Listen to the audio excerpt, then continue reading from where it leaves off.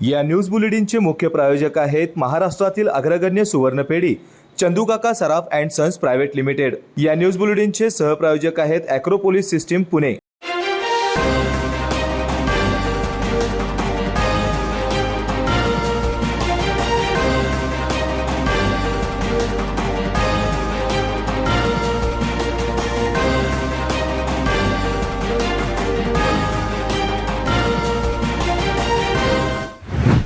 नमस्कार, मी सुरेखा। तारा न्यूजमध्ये आपलं स्वागत। पाहूयात आज दिवसभरातील महत्त्वाच्या घडामोडी।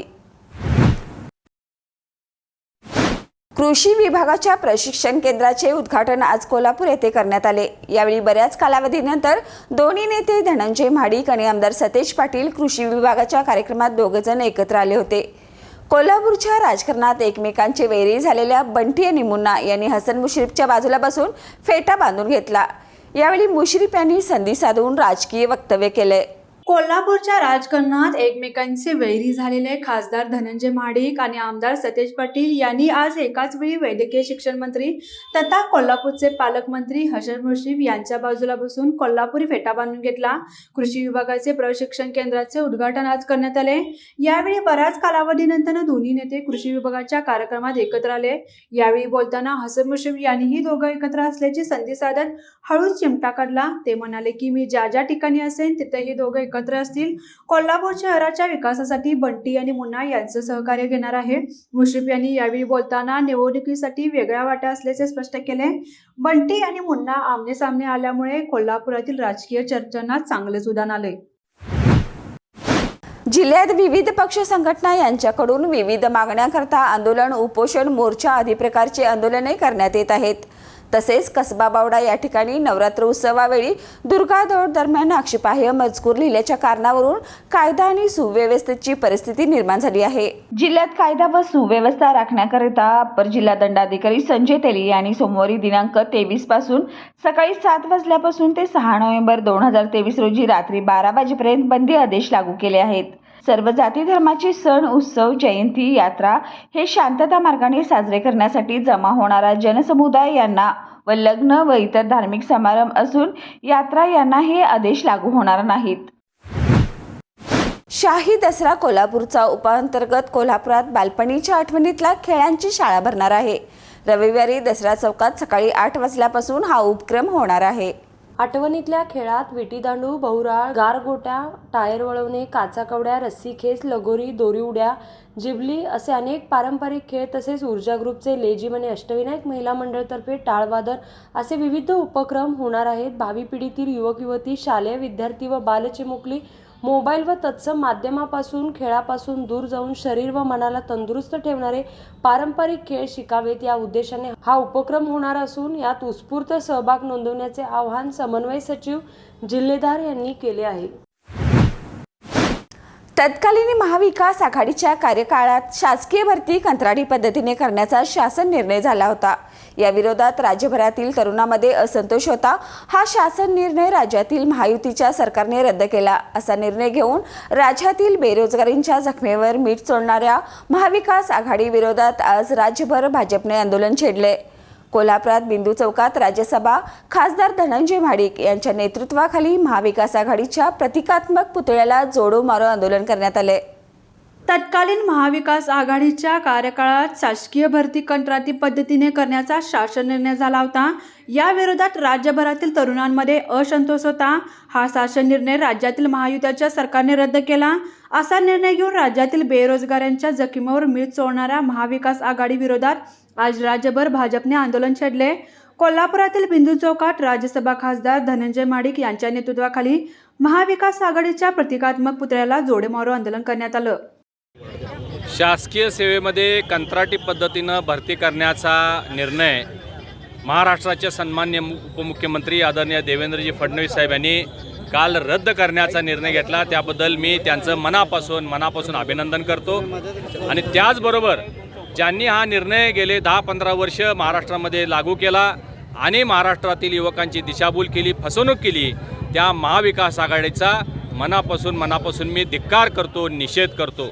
भारतीय जनता पार्टीच्या वतीनं आज राज्यभरामध्ये अशा पद्धतीनं आंदोलन करून महाविकास आघाडीचा निषेध करण्याचा ठराव आम्ही सगळी मंडळी करत आहोत। खरं म्हणजे आपण पाहिलं असेल गेल्या दीड महिन्यामध्ये महाविकास आघाडीच्या नेत्यांनी राज्यभरामध्ये असा एक कांगावा करण्याचा प्रयत्न केला की सध्या असणारं विद्यमान एकनाथजी शिंदेसाहेब, देवेंद्रजी फडणवीस साहेब आणि अजितदादा यांच्या सरकारनं कंत्राटी पद्धतीनं भरती सुरू केलेली आहे आणि अशा पद्धतीनं लोकांची दिशाभूल आणि फसवणूक करण्याचा कार्यक्रम गेले दीड महिना या मंडळींनी सुरू केलेला होता. त्याला पूर्णविराम देण्याचं काल सन्माननीय उपमुख्यमंत्री महोदयांनी केलेलं आहे. सगळे GR त्यांनी मीडियाच्या समोर ठेवले की हे सगळे निर्णय महाविकास आघाडीच्या कालावधीमध्ये झालेले होते आणि उद्धव साहेब ज्यावेळी मुख्यमंत्री होते त्यावेळी हा जो नवीन करार झाला त्यामध्ये 30% अधिकचा दर या कॉन्ट्रॅक्टरांना देण्याचा मोठा भ्रष्टाचार हा सुद्धा मीडियाच्या समोर फडणवीस साहेबांनी आणलेला आहे आणि हा निर्णय महाविकास आघाडीनं सरकारनं घेतला आणि आरोप मात्र आपल्या सरकारवर करण्याचा प्रयत्न केला आणि म्हणून काल तो निर्णय रद्द केलेला आहे आणि महाराष्ट्रातील सर्व जनतेला आम्ही भारतीय जनता पार्टीचे लोक गावागावामध्ये शहरामध्ये सगळीकडे जाऊन हे सिद्ध करून देत आहोत की महाविकास आघाडीनं कशा पद्धतीनं महाराष्ट्रातील युवकांची फसवणूक केली, दिशाभूल केली आणि त्या दृष्टिकोनातून आज आम्ही तर आंदोलन केलेलं आहे. महाविकास आघाडीच्या पुतळ्याचा निषेध केलेला आहे, त्याला जोडे मारो आंदोलन केलेलं आहे. मी महाविकास आघाडीच्या सर्व पक्षांचा, राष्ट्रवादी काँग्रेस, उद्धव ठाकरे साहेबांची शिवसेना आणि राष्ट्रीय काँग्रेस यांचा कोल्हापूर जिल्हा भारतीय जनता पार्टीच्या वतीनं निषेध करतो आणि त्यांनी महाराष्ट्रातल्या जनतेची माफी मागितली पाहिजे अशी मागणी मी या ठिकाणी करतो. मात्र हे सर्व जे काय गोष्टी भाजपच्या वरिष्ठ नेत्यांना बदनाम करण्याचा प्रयत्न विरोधी आघाडीचे नेते खास करून शरद पवार व उद्धव ठाकरे व काँग्रेस करत आहे. त्यांचा कडाडून विरोध करण्यासाठी आज शनिवारी सकाळी 10 वाजता वाघबीळ येथे भारतीय जनता पार्टीच्या वतीने जोडो मारो व रस्ता रोको आंदोलन करण्यात आले. देवेंद्र फडणवीसांनी पत्रकार परिषद घेऊन उद्धव ठाकरे व शरद पवारांवर अनेक आरोप प्रत्यारोप केले. यातच कंत्राटी भरतीचा निर्णय महाविकास आघाडीचा असून आमच्या सरकारवर हे पाप टाकले जाते असा हल्लाबोलही यावेळी त्यांनी केला. या विधानानंतर महाराष्ट्रात अनेक ठिकाणी विरोधी कार्यकर्त्यांकडून शरद पवार आणि उद्धव ठाकरेंवर निषेध केला जातोय तर अनेक तरुण आक्रमक झालेले दिसून येत आहे. यातच पन्हाळ्यातील भारतीय जनता पार्टीचे कार्यकर्तेही आक्रमक झाले आहेत. भाजपच्या वरिष्ठ नेत्यांना बदनाम करण्याचा प्रयत्न विरोधी आघाडीचे नेते व खास करून शरद पवार व उद्धव ठाकरे करत आहेत. त्यांचा कडाडून विरोध करण्यासाठी शनिवारी सकाळी 10 वाजता पन्हाळ्यातील वाघबीळ येथे त्यांच्याकडून जोडो मारो आंदोलन करण्यात आले. या कंत्राटी भरतीचा निर्णय महाविकास आघाडी सरकारने घेऊन राज्यातील लाखो बेरोजगार तरुणांची दिशाभूल करण्याचे महापाप केले आहे अशी घोषणाबाजीही यावेळी त्यांनी केली. यावेळी शाहूवाडीचे विधानसभेचे प्रमुख श्री प्रवीण प्रभावकर, पन्हाळा तालुका अध्यक्ष अमीरसिंह भोसले, शाहूवाडी तालुका अध्यक्ष पांडुरंग वर्गे, जिल्हा उपाध्यक्ष सचिन चुपुगडे यांच्यासह तालुक्यातील ज्येष्ठ नेते तसेच सर्व पदाधिकारी आणि कार्यकर्ते उपस्थित होते. वेळ झाली छोट्याशा ब्रेकची. कुठेही जाऊ नका, पाहत रहा तारा न्यूज. कोल्हापूर जिल्ह्याचे भाग्यविधाते, शैक्षणिक, कृषी आणि सहकार क्षेत्रातील दीपस्तंभ माननीय पद्मश्री डॉक्टर DY पाटील दादा यांना वाढदिवसाच्या हार्दिक शुभेच्छा. शुभेच्छुक Padmashri doctor DY Patil group. या न्यूज बुलेटिनचे मुख्य प्रायोजक आहेत महाराष्ट्रातील अग्रगण्य सुवर्णपेढी Chandukaka Saraf and sons private limited. या न्यूज बुलेटिनचे सहप्रायोजक आहेत ॲक्रोपोलिस सिस्टीम पुणे. ब्रेकनंतर पुन्हा एकदा आपलं स्वागत. पुरोगामी संघर्ष परिषदेच्या कागल शाखेचं उद्घाटन कागल येथे प्राध्यापक सुभाष वायदंडे यांच्या हस्ते झालं. उद्घाटनवेळी ते म्हणाले, एखादी विशिष्ट घटना घडली की समाज पेटून उठून अन्यायाविरुद्ध लढा देऊन न्याय मागण्यासाठी एक होतो, तसाच तो समाजाच्या विकासासाठीही एक झाला पाहिजेत अशी भूमिका पुरोगामी संघर्ष परिषद या सामाजिक संघटनेची असल्याचं प्रतिपादन राष्ट्रीय संस्थापक अध्यक्ष संघर्ष नायक प्राध्यापक सुभाष वायदंडे यांनी केले. पुरोगामी संघर्ष परिषदेच्या कागल शाखेचे उद्घाटन कागल येथे प्राध्यापक सुभाष वायदंडे यांच्या हस्ते झाले. उद्घाटनावेळी ते म्हणाले, एखादी विशिष्ट घटना घडली की समाज पेटून उठून अन्यायाविरुद्ध लढा देऊन न्याय मागणीसाठी एक होतो, तसाच तो समाजाच्या विकासासाठीही एक झाला पाहिजे अशी भूमिका पुरोगामी संघर्ष परिषद या सामाजिक संघटनेची असल्याचे प्रतिपादन राष्ट्रीय संस्थापक अध्यक्ष संघर्ष नायक प्राध्यापक सुभाष वायदंडे यांनी केले. सदर कार्यक्रमास प्रमुख पाहुणे म्हणून पश्चिम महाराष्ट्र युवक अध्यक्ष गणेश घाडगे व पश्चिम महाराष्ट्र वरिष्ठ उपाध्यक्ष प्रकाश वायदंडे होते. स्वागत व प्रास्ताविक कागल शहर अध्यक्ष संजय दावणे यांनी केले. शेवटी आभार कागल तालुका उपाध्यक्ष नामदेव साठी यांनी मांडले. यावेळी पश्चिम महाराष्ट्र कार्यकारिणी सदस्य संभाजी चौगुले, वरिष्ठ जिल्हाध्यक्ष दौलत घाटगे, कोल्हापूर ग्रामीण जिल्हाध्यक्ष अर्जुन सोनुले, कागल तालुका अध्यक्ष योगेश हेगडे, अमर विटे, कागल शहर उपाध्यक्ष विलास दावणे, सुशीला दावणे, उज्ज्वला अवघडे, भारती दावणे, शिवानी दावणे, रेखा दावणे, निलेश दावणे, विजय अवघडे, सागर दावणे, सदाशिव दावणे, दिलीप दावणे, भिकाजी शिंदे, दीपक सोनुले, संभाजी दावणे, आकाश दावणे, अमोल दावणे इत्यादी पुरोगामी संघर्ष परिषदेचे कागल तालुका व कोल्हापूर जिल्ह्यातील पदाधिकारी उपस्थित होते. शिवाजी विद्यापीठाच्या ऑक्टोबर-नोव्हेंबर हिवाळी सत्रातील पदवी पदव्युत्तर अभ्यासक्रमाच्या परीक्षांना प्रारंभ झालाय. 18 अभ्यासक्रमांच्या परीक्षा वर्णनात्मक पद्धतीने संलग्न महाविद्यालय व विधी विभागामध्ये सुरळीतपणे झाल्याची माहिती परीक्षा व मूल्यमापन मंडळाचे संचालक डॉक्टर अजित सिंह जाधव यांनी दिले. शिवाजी विद्यापीठ हिवाळी सत्र परीक्षांना प्रारंभ झाला आहे.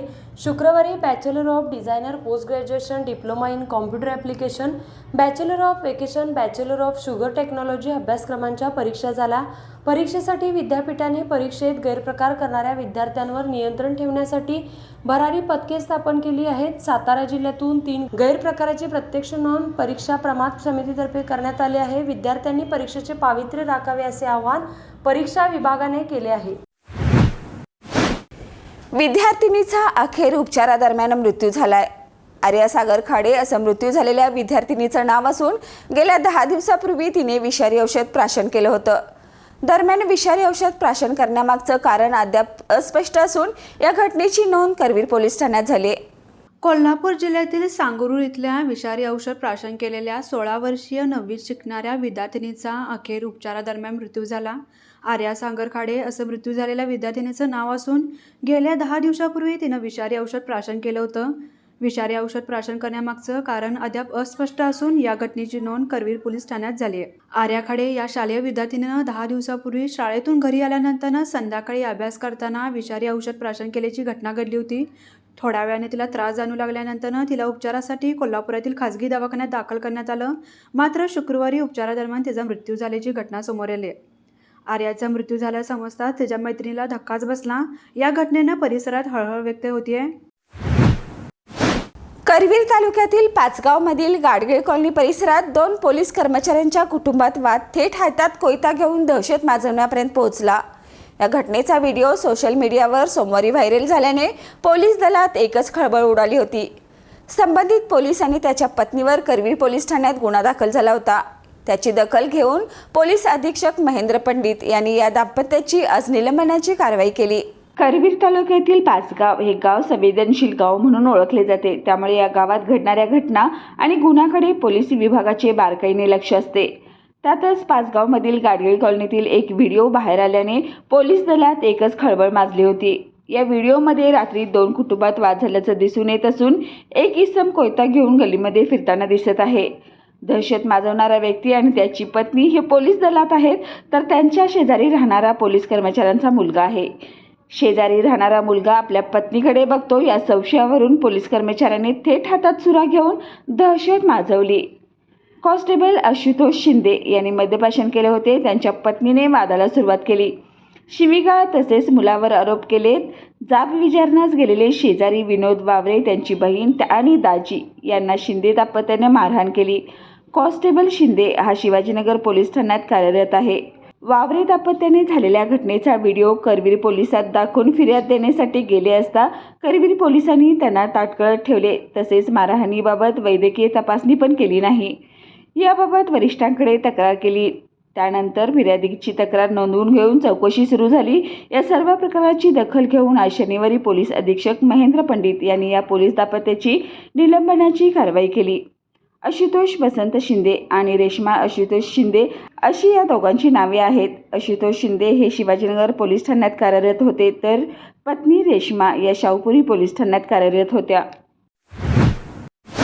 शिंदे गटाचा दसरा मेळावा आझाद मैदानात होणार आहे. या मैदानात दरवर्षी रामलीला होत असते.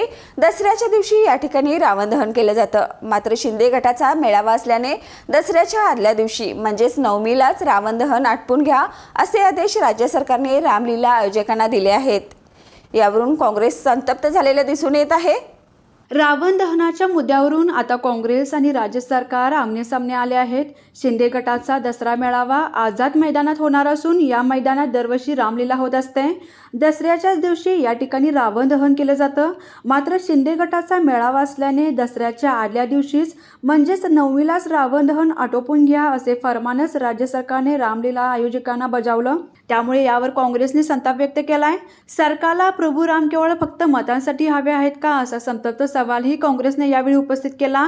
काँग्रेसच्या मुंबई अध्यक्षा वर्षा गायकवाड यांनी राज्य सरकारला पत्र लिहिलं आहे. सरकारच्या या निर्णयावर त्यांनी संताप व्यक्त केला.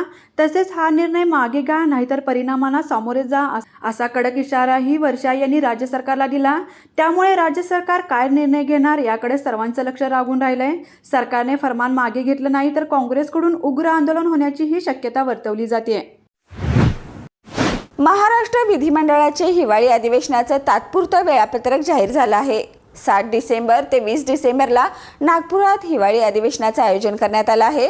मात्र यंदाचं हिवाळी अधिवेशन अवघ्या 10 दिवसात गुंडाळलं जाण्याची शक्यता आहे. महाराष्ट्र विधिमंडळाच्या हिवाळी अधिवेशनाचं तात्पुरतं वेळापत्रक जाहीर झालंय. 7 डिसेंबर ते 20 डिसेंबरला नागपुरात हिवाळी अधिवेशनाचं आयोजन करण्यात आलंय. मात्र यंदाच्या हिवाळी अधिवेशन अवघ्या 10 दिवसातच गुंडाळलं जाण्याची शक्यता आहे. दरवर्षी हिवाळी अधिवेशन शुक्रवारी संपते. मात्र यावर्षी अधिवेशन 20 डिसेंबर म्हणजेच बुधवारीच गुंडाळले जाण्याची शक्यता आहे. त्यामुळे हिवाळी अधिवेशनाच्या कामकाजाला 2 दिवसाची कात्री लागणार. हिवाळी अधिवेशनाच्या 7 डिसेंबर ते 20 डिसेंबर दरम्यान 10 दिवसाच्या कामकाजाची तात्पुरती दिनदर्शिका जाहीर करण्यात आली आहे.